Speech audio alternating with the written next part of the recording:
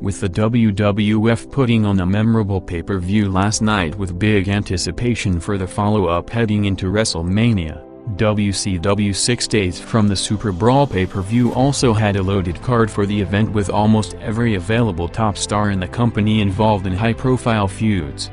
Goldberg, who was off the show tonight and is set for a match with Bam Bam Bigelow on Sunday, continued to make mainstream appearances after taking over from Hogan as the company's lead representative, with another high-profile appearance set for The Tonight Show on Friday.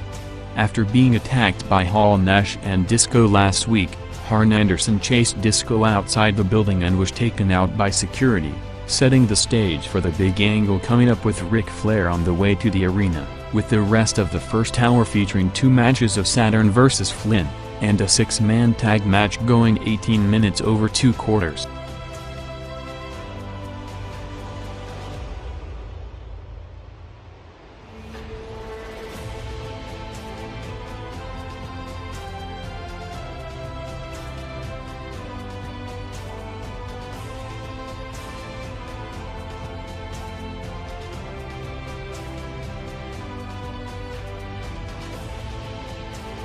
After setting it up in the first 45 minutes, WCW's biggest angle of the night came in the final quarter of the first hour, as Bischoff was driving Flair's limousine to the middle of a field with the nWo following them with Hummers and helicopter shots to the location. Flair got out of the limo to find out Hogan and Nash near the door, starting a brawl that ended in a brutal beatdown to leave Flair laying. The high-production skit as the go-home angle for the SuperBrawl pay-per-view drew a show-high 5 rating in the unopposed quarter, but with the announcers booked not to see anything that goes outside the building, the segment wasn't acknowledged again for the rest of the program. The nWo Flair scene crossed over 9 p.m. for the final 3 minutes, with the first opposed quarter featuring the first half of a 15-minute tag titles tournament match between Benoit and Malenko Finlay and Taylor.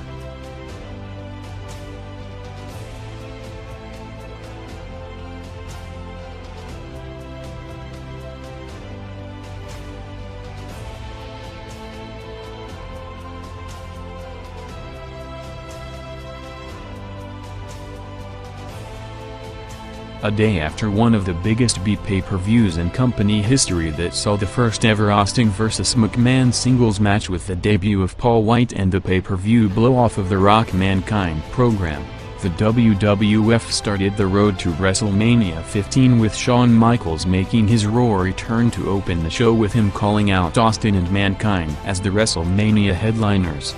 As Michaels was about to announce the Foley vs. Austin WWF title main event, Vince McMahon came out to major heat in a neck brace a day after taking a crazy bump off the top of the cage while landing on the stiff side of the announcer's table. Vince said that after last night he's a broken man and wants to bury the hatchet, before demanding Michaels to book a Rock Mankind rematch as Foley didn't win the match last night. Rock came out talking about the feud with Mankind over the past 5 months, telling Michaels to book the match for tonight, as McMahon suggested Michaels to book his kind of match with the final payoff of Rock vs. Mankind in a ladder match, before introducing new big money signing Paul Wight as the corporation's new enforcer, with Raw opening huge with a 5.9 rating, the joint highest rated opening segment in history, while the continuation of the 19-minute segment in the second quarter, jumping further to a joint all-time record 6.4 rating.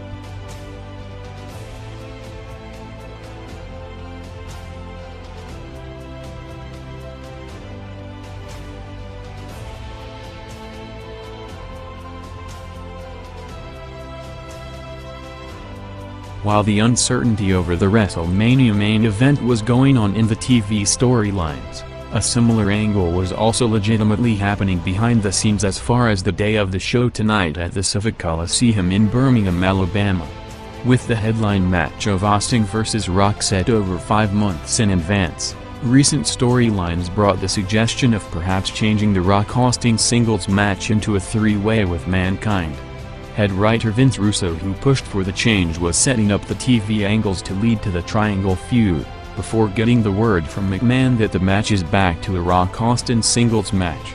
Shawn Michaels, who just made his TV return last night after over 2 months, reportedly tried to influence the decision by suggesting to McMahon and Austin that the match should always be one-on-one in the Mania main event, leading to a furious Russo who had to tell Foley that he's out of the biggest match in his career, confronting Triple H backstage about Michaels stirring things up and interfering with the plans, while minutes later when he got the word of the conversation, Shawn went to Russo and reportedly threatened him to the point of them almost getting into a physical confrontation. While Russo wanted to keep Foley in the main event and Michaels pushed for a singles match, Michaels actually didn't suggest taking Foley out of the match, pushing for a Foley vs. Austin main event with Rock being left out, leading to major heat between Rock and Michaels that continued for years to come.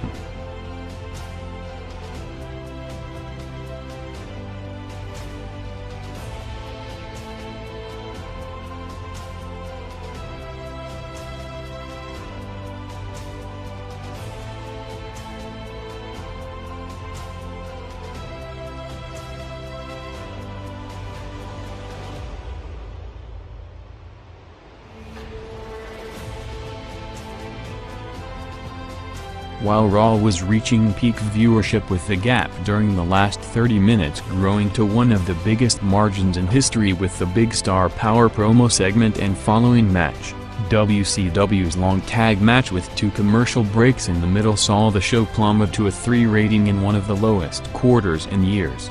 Nitro's first boost of the night came between 9:45 to 10 p.m. with Bret Hart facing Mad TV host Will Sasso in a crossover match after building it in the last several weeks on both programs, rebounding over 500,000 viewers to a 3.4 rating, along with the nWo arriving to the building with the Hummers and going straight to the ring. At the same time, Raw stayed in the 6 rating range, having the end of Val vs. Billy Gunn with Val turning on Ryan, and Undertaker and the Ministry coming out for a promo.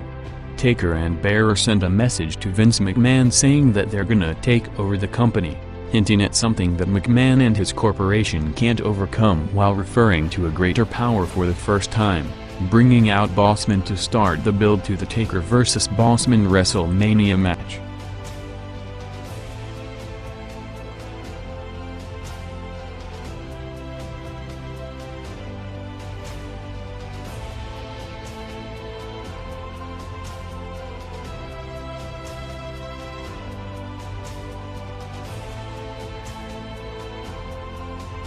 With the nWo arriving and leaving Hogan alone in the ring for a promo, Hogan hyped his pay-per-view match with Flair before saying that he's not waiting for SuperBrawl in San Francisco, but instead will take him out tonight in his hometown of Tampa, Florida, calling him to the ring knowing that Flair is laying in the field while instead getting Roddy Piper coming out. Piper said that he knows what they did to Flair, acknowledging the segment for the first time since it happened, and since he's the acting commissioner they're gonna wrestle for the title right now, starting an impromptu Hogan vs. Piper title match going 6 minutes, with the nWo's arrival and the Piper-Hogan match leading to a massive swing of viewers as WCW jumped huge with over 1.8 million viewers from a 3.4 to 5 rating, while Raw dropped from a 6.1 to 5.1 at the same time. With Piper looking to have the match won with the sleeper, Scott Hall returned to the ring with the taser to take out Piper for the finish, building up to the Hall vs. Piper US title match in 6 days.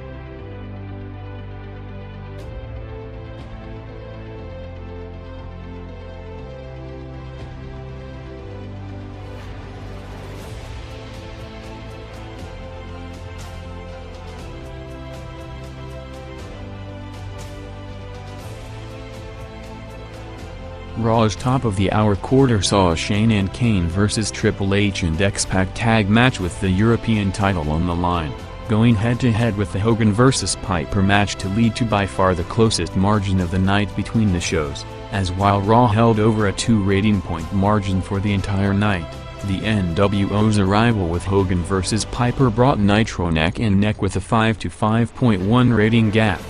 Chyna, after wrestling her first pay-per-view match last night, gave Shane the belt to hit X-Pac for the finish to win the title.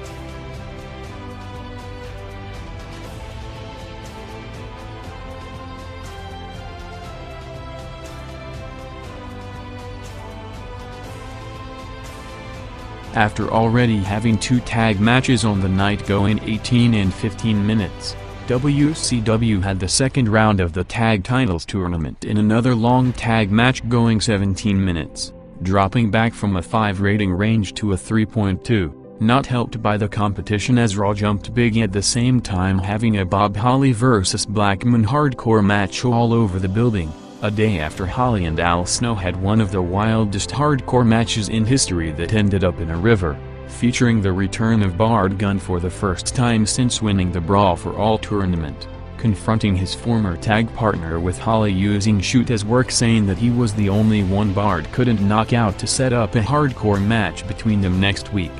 Minutes later, Sable made her TV return after being on a media tour over the last month promoting the release of her Playboy cover in March, cutting a promo promoting all her mainstream appearances until eventually turning heel on the crowd, with the quarter jumping over 1.1 million viewers to a 6.1 rating.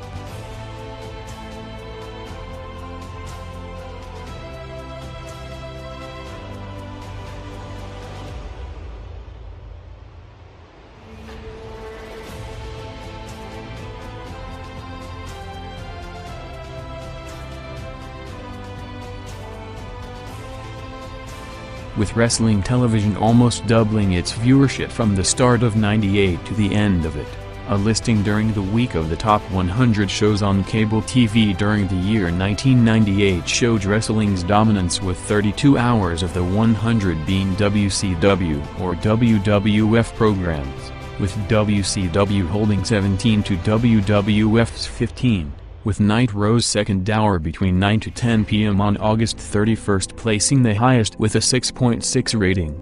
Raw had a Corporation vs. Ministry tag match next, with Taker sending a message to Vince through Shane, while Rock made his entrance for the main event earlier than usual at 10:40 p.m., cutting a pre-match heat promo on the crowd, Mankind and Austin.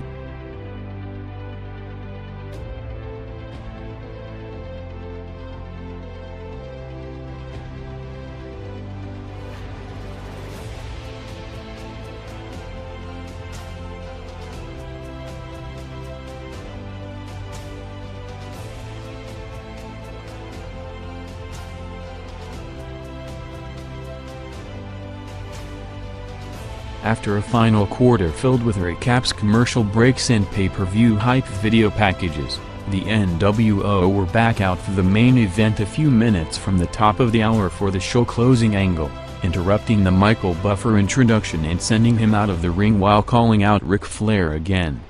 Meanwhile, Mankind and Steve Austin for commentary made their entrances on Raw, with Rock and Mankind putting on another pay-per-view main event caliber match on TV a day after a last man standing match on the pay-per-view, closing out their game-changing program that saw record crowds and viewership going 13 minutes in the main event ladder match, with the gap between the shows during the quarter which saw the first half of Rock vs. Mankind against a commercial-heavy quarter, along with the start of the nWo promo, again approaching record levels with a 3 to 5.9 rating.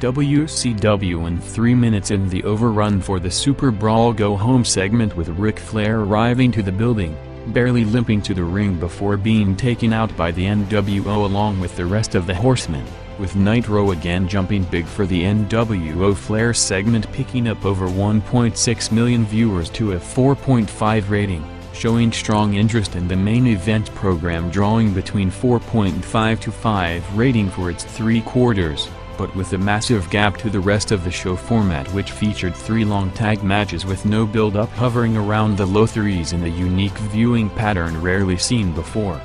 The Rock vs. Mankind ladder match saw Raw jumping big with over 1.1 million viewers to a peak 6.8 rating, ending up with Paul Wight interfering for the finish and Rock winning the WWF title back to officially set up the Rock vs. Austin WrestleMania 15 main event.